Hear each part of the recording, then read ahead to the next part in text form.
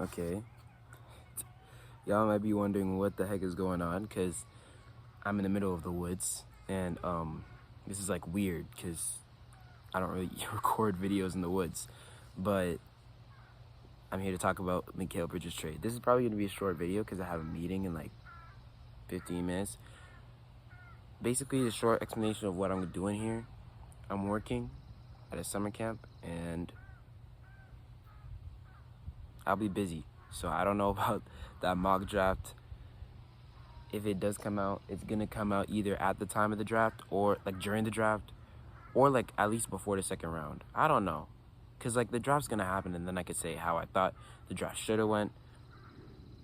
I mean, and I didn't even account like the recent trades into my mock draft because the mock draft I made was before the Josh Giddey trade or the Mikal Bridges trade.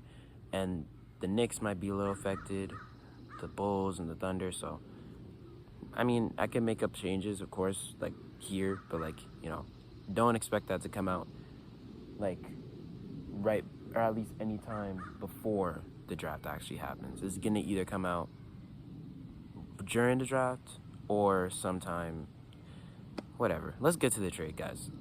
Mikal Bridges got traded to the New York Knicks finally he got traded for Bojan Bogdanovic and a few first-round picks. By the way, I'm gonna try not to edit this video, so if there's any like mistakes that I like just keep in, I'm sorry, but like I'm trying to get through this. Basically, lots of stuff was happening in the NBA last night, but like the Mikal Bridges trade was the bulk of it, and there's a whole other big rumor that I'm gonna talk about later. So Mikal Bridges to the Knicks. First of all, this is a trade that we saw happening like with the Nova Knicks. You know what I'm saying? We thought this was gonna happen for some time now, and it finally happened. And it's the Knicks. When you look at it, you look at the trade, you look at the list, you're like, oh, they didn't give up that much. But then you really think about it. 5 first-round picks for Mikal Bridges? I mean, Mikal Bridges is a great player. But we just saw in Brooklyn how he got his own team and he wasn't able to really do much. And now, of course, this is a great situation for him because now he's on a team where he doesn't have to be the number one option. So when you think about it from that perspective, this Knicks team is looking scary, especially if they can re-sign OG. That's a whole other thing. But yeah, did they really, like 5 first-round picks? Because then if this team doesn't work out, they do have all these guys, at least I'm pretty sure they have all these guys on like multi-year deals. Like they have them set for the future, at least the next 2-3 years. But the fact that it's just, man, I'm trying not to have too many edits out because I wanna be able to record this video and upload it just as it is. It's just 5 first-round picks is wild because that's like basically selling your whole future away for the now. And even then, Jalen Brunson isn't that old. Julius Randle not that old. These guys were drafted in like the mid to late 2010s, so it's not a really old team. It's just like they should be in their primes. They're around their prime age, and it's very interesting that they give up 5 first-round picks to do this. And of course, it's also to help the team chemistry because it makes Brunson, it makes Dante DiVincenzo, Josh Hart, it makes them all happy, right? Because they're getting the old team back together. So from that perspective, of course, it makes sense. But 5 first-round picks is a lot of picks. Bojan Bogdanovic, I don't really have an issue with that because that's like, they could replace him. They could get another guy for him. And even if they need to, like, I don't know. But overall, this Knicks team is looking very, very nice. So, it's going to be good this season. We'll see how it works in the future as the mosquitoes won't leave me alone. But it's looking good for it right now.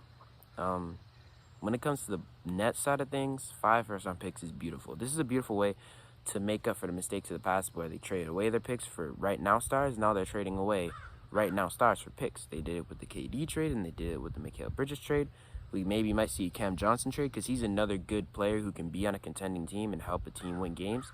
So the Nets are it looks like they're now starting to make the right decisions, and hopefully this could lead to them maybe winning something in the future. You never know.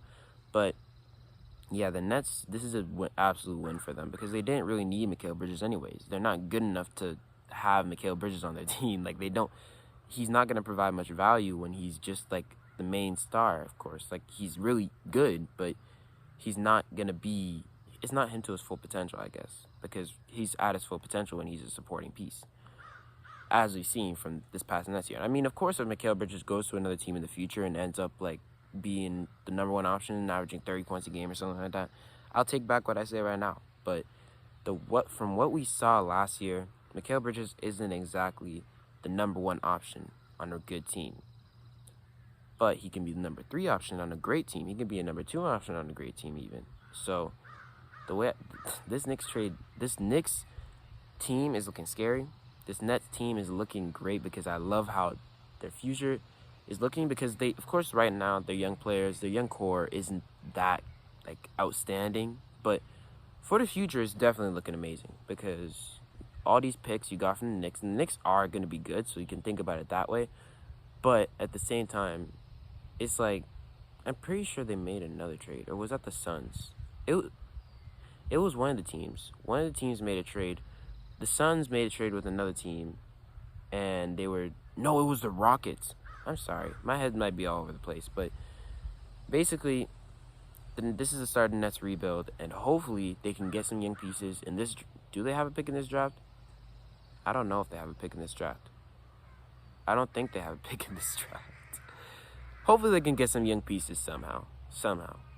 But yeah, maybe they can get somebody in restricted free agency, give them a bunch of money, because they don't really have that many big contracts as far as I know. So that's an option 100%. But yeah, regardless, the Nets' future is looking great. And if we're talking trade grades, I guess I'll give the Nets a... Dang, what do I give the Nets? I'll give the Nets a solid A. Because it's like... No, honestly, this is A+, because they didn't really do anything bad. They just got 5 first-round picks for a player they didn't need, which is really good. And it's not really a star player either. So, and you think about the KD trade in perspective, that's a lot of first-round picks. And then you think about from the Knicks perspective, I give them, from the Knicks perspective, I give them a solid A-. Because they're trying to win now, and the team they have can definitely win now with Jalen Brunson as a star. We saw him last year's playoffs. He was amazing, but he really didn't have help on the offensive side of the ball.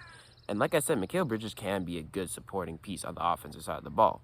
And when you have him, you have Dante DiVincenzo, you have Julius Randle healthy, this team is definitely looking very, very scary. But yeah, the Knicks are going to be good, man. The Knicks are going to be good. I don't think they're going to be like outstanding, but they're going to be really, really good. They're going to be a top team in the East, like guaranteed. Before it was like, okay, they're like in that middle tier of like where they're not at the upper echelon, but like they're like right below it. Now they're up there. At least I'd say they are, because what we saw from the Bucks, I don't know if they're not on the Celtics level, because the Celtics just won a championship. But of course, we can see with time how they'll progress, how they'll get better, and especially if they keep OG. Because OG is another thing. OG, they have to re-sign OG if they want to keep this core together. But will they have the time? Will they have the money to re-sign OG? That's a good question. But yeah, that's mainly all I have to talk about. The other thing was the KD Houston Rockets things, where the Houston Rockets want to trade for KD, which would be KD's 3rd team in like 4 years or 3 years. I don't know, bro. KD has been everywhere. So yeah, I don't know. We'll see. If the Rockets get KD, the Rockets are then looking scary, and we have to consider them because they have Şengün. They'd have to give up most likely Jalen Green. But then again, since it's the Suns, they might give up Jabari Smith because they need a forward instead of a guard. So it's something interesting to think about. I like the Rockets' young core the way it is, though, to be honest. So I'd rather them just keep that young core than them trade for a right now star. Because we've seen when people trade for right now stars, a lot of times it doesn't really work. But when teams build their core, like the Celtics did, like the Nuggets did, like the Bucks did, and the Bucks traded for a right now star in Drew Holiday, but that was like a minor trade. When you trade for a big star, the Raptors, but they were already up there. I think if the Rockets get up there and then they trade for one more piece, then of course, like if we're talking in like 3 years, 4 years, and then Jabari Smith is like a like borderline all-star, and then they're like, yeah, let's trade for who would be an older star at that time. Who would be an older star? let's trade for, who's a tradable older star? What the heck? De'Aaron Fox? I don't know. Just an example. Then I think that would be reasonable, because then it's like a guy who can help you right now, and he also, your team is already good. It's just that little extra boost that you need to win a championship, like the Raptors did, like the Bucks did. So you feel me? That's all I have to talk about. I have a meeting to go to, so I hope you guys enjoyed. Thank you for watching. I'm doing the best I can. I'm doing the best I can, alright? We got this little scenery, the nature scenery. If y'all like it, I mean, I guess I can keep recording here. It's kind of cool. I like it. I don't mind it. So, thank you for watching. Appreciate y'all. And see you.